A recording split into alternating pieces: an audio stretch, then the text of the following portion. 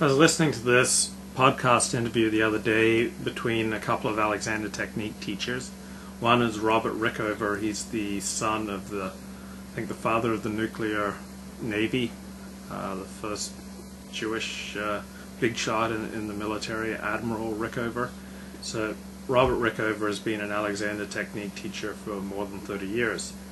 And the other day he was interviewing Adam Bailey, who has a master's degree in counseling psychology from Harvard, and he's also an Alexander Technique teacher.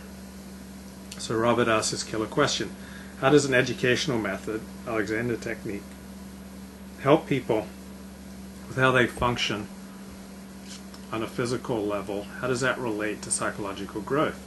And Adam made the point, when he was 22, his father died suddenly, and for a long time, Adam said he didn't have any feelings about it, but he noticed himself becoming depressed. And he started taking Alexander Technique lessons. He learned how to gradually release unnecessary muscle tension. As he began to release this unnecessary muscle tension, he felt these feelings of grief emerge about his father's death. So muscle tension for some people builds up because we're not expressing emotions in response to something that happened that was traumatic. So if we don't express those feelings, they go into the body as muscle tension. So when you release the body tension, the feelings of grief can bubble up. Adam then went to psychotherapy to deal with the grief, continue with the Alexander lessons. When he reduced this body armoring, this tension, and addressed the feelings that led to it, the depression lifted. And Robert Rickover relates a story that after taking this seminar in Alexander Technique, he was walking down this country lane feeling happier than he'd ever felt before. And he says, I wasn't repressing so much as subtly preventing happiness from happening, and by letting go of that repression and that tension, the happiness just bubbled forward. So when we change our physical state for the better, it affects our emotional state.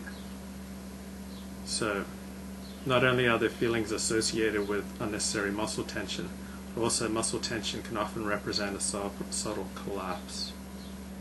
That collapse was a physical manifestation of depression, Adam Bailey says. So Alexander Technique helped him to undo his collapse and to come into a more positive alignment of the head, neck, back. And when we're in a positive physical state where our head, neck, back are aligned, it's really hard to be unhappy.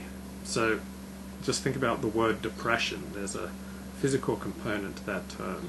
So as we make changes in our physical alignment, there are all these ramifications and ripple effects, and we start feeling better emotionally as well as physically.